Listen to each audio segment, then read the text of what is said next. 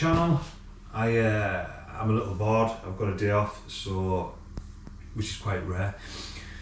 I'm going out camping on Friday, hopefully, and started sorting through some of my kit. I thought I'd do a couple of reviews because it's January. People have a bit of spending money.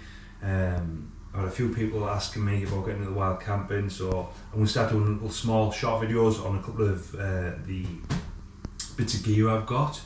Give you some kind of idea of what to buy. So if you're already well into all this, these videos will be pointless to you, but who knows. So today I'm going to talk about sleeping bags that I've got. I have two. The one I first started with, the Eurohike 500 Hybrid. I still use this. This is my 3-season bag, so I use this in the summer.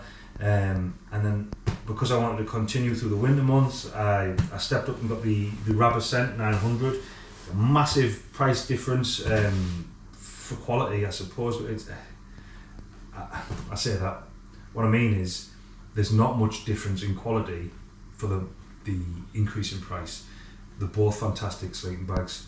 Rab obviously goes out saying quality gear, but this Eurohike, I think when I got this, it was like the top of the line for Eurohike. I've just checked online and it's only £50. It's a cracking bag.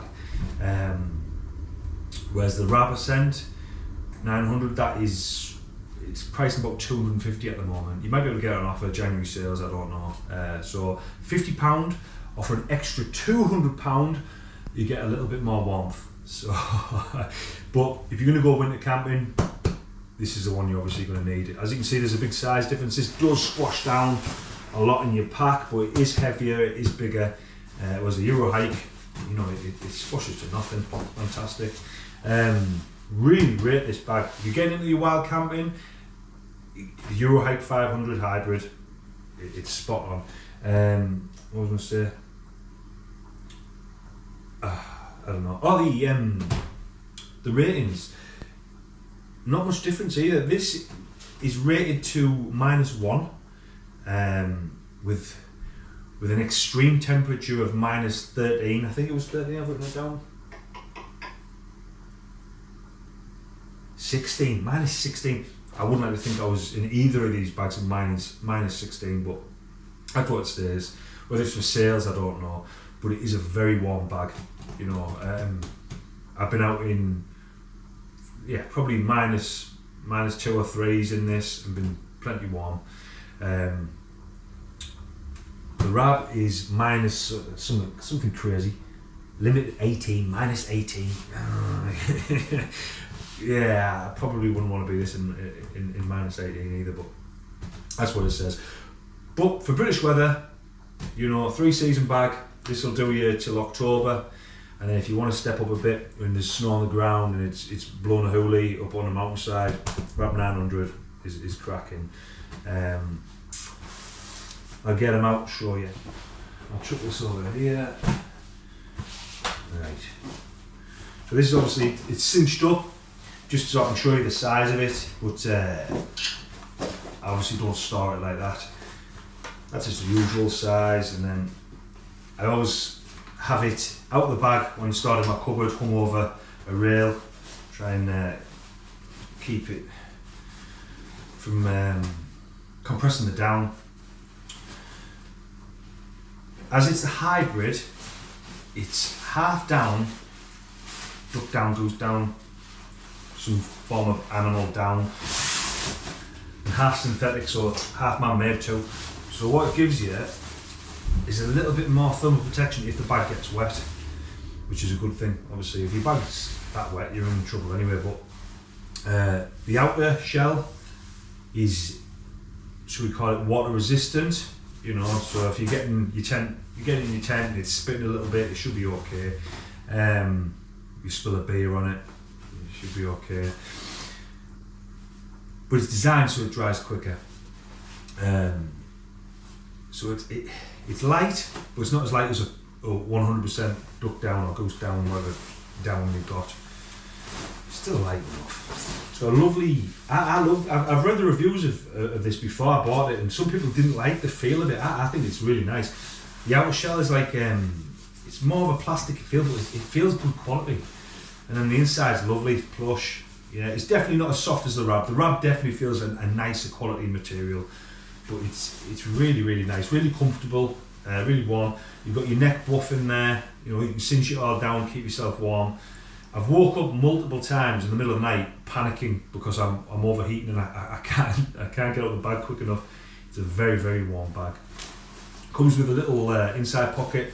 I always keep ear plugs in there, spare ear plugs. If it's a winter camp or it's getting cold, you can put your phone in there, keep it warm as well so it doesn't run out of batteries. Yeah, really smart. I think it looks smart. I really like the look of it. That's your Eurohike 500 hybrid. Still on the shelves, 50 quid. You get into camping, that's the bag to go for me, and it'll last you. Just put that on top of my oven, I'm sure that's safe.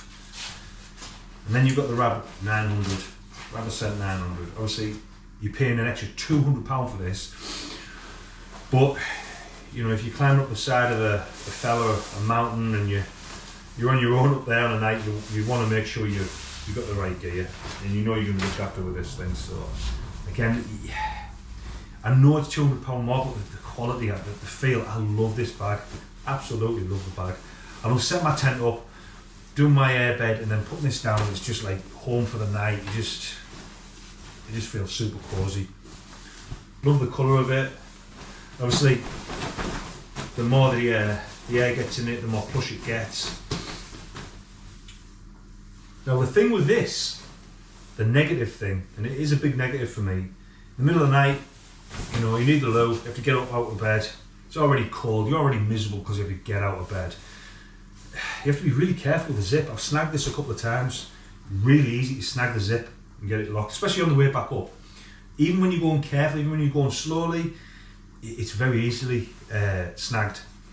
So much so that a few months ago I got a super snag on it, a mega snag, and I had to send it back to Rab themselves. In fairness, Rab were excellent. I got on the phone, guy answered, super polite, super friendly, sent me an email, printed a receipt off, sent it off within the week. I think it was back, and the repair, you can't even notice, you can tell it's been done properly. So, and I think it cost, with postage, it was about 25 quid for a repair, so you can't grumble at that kind of service. Felt looked after. So I mean, that's sometimes worth the money, because I mean, Eurohike might be great too, I don't know, but I can't see the service being as good as that. But yeah, the only negative I've got with the Rab is the snaggability of the zip. That thing, you don't even have to think about it. And it actually, I think it sells it as it's got some form of zip protector on it. I think they're both YKK zips on it, good heavy duty zips. But that thing never snags. I know I had one snag with it. This thing, every single time I do the zip up or down, there's a concern that it's going to get snagged. And if it's, you know, 2 o'clock in the morning in sub-zero temperatures in your tent and you can't get this zip up because it's snagged, you're in trouble. You know, it's important. So something to think of, or at least be aware of. This has got a Pertex, like a Pertex shell. Again, nice quality, lovely and soft. I think it's meant to be water resistant, as minimal water resistant, but again, if you get this wet, it's down, so it'll cling together. All your thermal protection's gone and you're knackered, so don't spill your beer on this one. You spill your beer and your zip gets stuck, you're in a bad way. So, you know, things to think of. Again, nice neck buff in there, shoulder buff, cinches all up. You've got your inside pocket in there. I think both of these have or maybe it was just the Eurohike, a sleeve to put like a pillow in, but I never use one of them anyway. I tend to just use one of my jackets rolled up behind my head. Yeah, so that's that. The Rab 900 comes with a nice storage bag, you know, goes in your cupboard like that, stored, so again, it's not condensed, it's not going to wear and lose thermal protection. Both really good quality bags. If you're just getting into it, You know, Eurohike 500, that's going to do you most of the year. It's going to give you a chance to decide whether you like the hobby and you want to upgrade and get something a little bit warmer for the winter. And, you know, with some of the mild winters we have, you could probably be alright in that. I think you could do a winter camp in that. You know, maybe not in Scotland, in a blizzard, but I think it's doable. If you're really struggling with cash, you could get a milsurp, but then the milsurps aren't that cheap. And your Eurohike is going to be a lot smaller, it's a lot lighter. The milsurps seem to be big, heavy duty things, they'll keep you warm, but you tend to pay for lightness with all the camp gear. Lightness and warmth. So, anyway, that's that. Keep it short and sweet. I don't know what I'm going to review next, depends what I pull out of the box, but there it is. Sleeping bags.